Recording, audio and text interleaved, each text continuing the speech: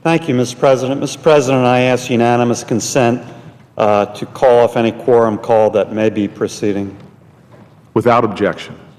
Thank you, Mr. President. Mr. President, I rise today in strong support of the Water Resources Reform and Development Act. We're going to be considering the final conference report on that legislation and voting on it in just a few hours. This WRRDA bill is a strong bipartisan bill. It's a jobs bill. It's very, very much needed in our weak economy. And that's why we need to move forward and pass this finally into law. And it's also a pretty good example of how this place should work, how we can work in a bipartisan, constructive way, how we can move forward as an institution and find common ground on these sorts of important matters. Earlier this week, the House passed the WRRDA bill 412-4. That's pretty much unheard of. I'm not sure resolutions expressing admiration for Mother Teresa passed by that vote in the House. So that's a strong testament to the broad, bipartisan, pro-jobs nature of the bill. And again, it's because WRRDA has a sharp focus on what our country desperately needs right now: job creation, as well as improved storm and flood protection and enhanced national commerce, particularly in our maritime sector. The bill invests in our nation's waterborne assets and landside infrastructure and grows jobs, keeps us competitive in global markets. Ensuring our ports and waterways are operated and maintained and improving the flow of commerce in that way will create jobs. Being prepared for the Panama Canal expansion will increase imports and exports, and that will create jobs. And providing flood and storm damage protection for communities large and small and businesses all along our nation's coast and waterways is necessary, is important, and will also create jobs. So let me underscore, the WRRDA bill will not only grow our economy, it will directly put Americans back to work. Let me mention some of the specifics of the bill. Before I talk about what the bill does, let me start with what it doesn't do. It absolutely does not increase the deficit. It absolutely does not contain any earmarks as defined under our rules or the House rules. In fact, the Wall Street Journal recently editorialized in strong support of the bill as a fiscally responsible way to address infrastructure needs. In fact, the bill even has a deauthorization provision, a mechanism to provide authorization offsets for the important and necessary positive authorizations the bill does contain. Now, what does the bill do? Well, Corps of Engineers reform and accountability, number one. That's very, very important. Common sense solutions to streamline project delivery and environmental decision-making. The bill went to great lengths in making the Corps transparent and accountable to Congress and their non-federal partners. For instance, this WRRDA requires the Corps to open their financial ledgers to show how taxpayer dollars are being spent and mandates time frames and costs for feasibility studies, which have taken several years and millions of dollars to complete, so it narrows that and constrains that. To strengthen the project delivery timeline, the bill includes language to speed up the environmental review process to ensure that there are not unreasonable delays in getting projects built. The bill will also implement, for the first time ever, money penalties on the Corps for missed deadlines and reports. Failure to provide a specific report means that funds from the general expenses account of the Civil Works program are subtracted from that part of the Corps, and they go to the division of the Corps with responsibility for getting the work done. So there is appropriate penalty and incentive to make sure the work is done. WRRDA also authorizes 34 Corps projects for navigation, flood protection, and ecosystem restoration, but as I said, also includes a real deauthorization process to decrease the nearly $60 billion construction backlog and offset these new authorizations with equal or greater deauthorizations. I want to thank Senator Barrasso for this key provision. He authored that. It was refined and expanded by our colleagues in the House, and I think it's a very, very important initiative. And we also include a provision that began as a standalone bill by myself and Senator Nelson last year. It puts significant project management control in the hands of state, local, and private entities to try that on a pilot basis and to see if that leads to reduced delays and reduced costs.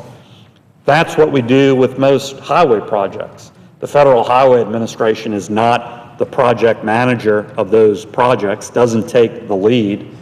That's what we should do with water projects as well, and not demand that an already overburdened Corps of Engineers has to be the lead project manager on all those projects. Second important category in this bill is the Harbor Maintenance Trust Fund. In order to advance our nation's waterborne commerce and help drive the engine of our economy, this WRRDA makes sweeping reforms to that trust fund. It's no secret that that trust fund is grossly mismanaged, and that in a good year, half of the revenue going into that so-called trust fund is stolen, taken out for completely unrelated purposes, even though that revenue is supposed to be dedicated for the purposes of the trust fund.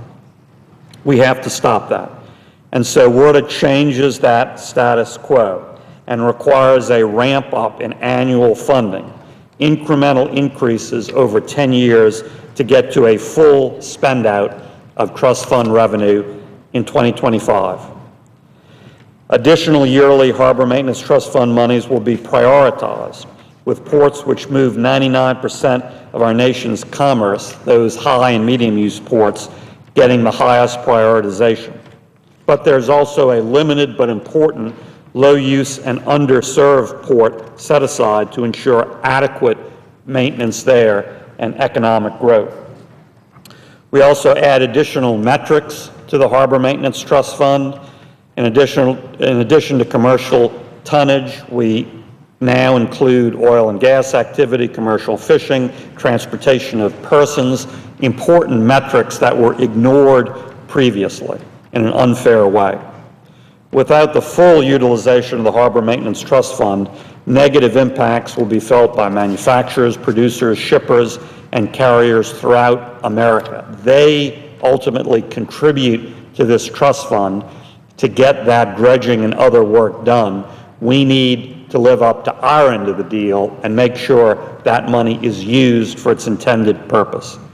And that's never been more important than now with the expansion of the Panama Canal. We need to do the dredging. We need to be prepared for that economic opportunity. A third important category in the bill is the Inland Waterways Trust Fund, another trust fund also with significant but different problems. WRRDA looks beyond our harbors to address serious concerns related to the delivery of projects on that inland waterway system and helps accelerate the construction of aging locks and dams, many of which have far exceeded their project design life. According to the American Society of Civil Engineers, the average age of our locks are over 60 years old, and that continues to cause unwanted delays in the shipment of goods. By the year 2020, more than 80% of these locks will be functionally obsolete. This is extremely concerning, considering that more than 70% of our imports and exports travel this inland waterway system. And again, the American Society of Civil Engineers estimates that underinvestment in this inland waterway system costs our businesses $33 billion in 2010, and that could rise to $49 billion in 2020 unless we act. This WRRDA bill acts in the Inland Waterway Trust Fund, clears out some of the backlog, clears out some of the things preventing important projects under that trust fund from getting done. Another very, very important category, Mr. President, that I certainly care about deeply, considering the state I represent, is flood protection and levee safety. Not only does WRRDA authorize critical flood protection projects, but also it strengthens levee safety initiatives to provide critical funds to state and local agencies to make sure that levees and flood protection systems stay up to par. There are over 15,000 miles of federal levees, almost 100,000 miles of non-federal levees protecting communities all around the country. However, many are graded in an unsatisfactory condition. These levees protect nearly 43% of the nation's population. So we need to make sure they're strong, they're adequate. And so this levee safety initiative will provide national and local leadership the resources they need to promote sound technical practices and to keep up with aging levee and protection systems. Most important for this is levee rehabilitation funding.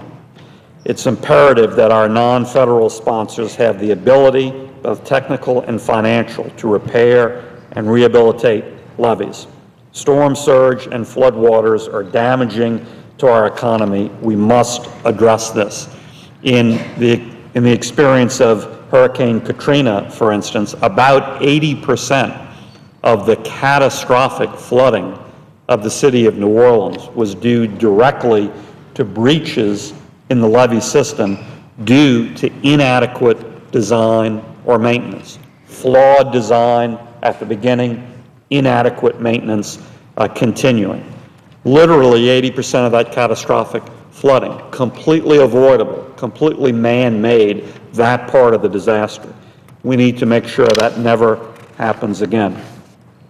Certainly in all of these categories I'm talking about, there are major benefits to Louisiana. And I want to thank all of my Louisiana partners who have really done so much to give me the information, the expertise we needed to address these important areas, like Morganza to the Gulf, very important to Lafourche and Terrebonne parishes, like our ecosystem restoration projects under the Louisiana Coastal Area Program.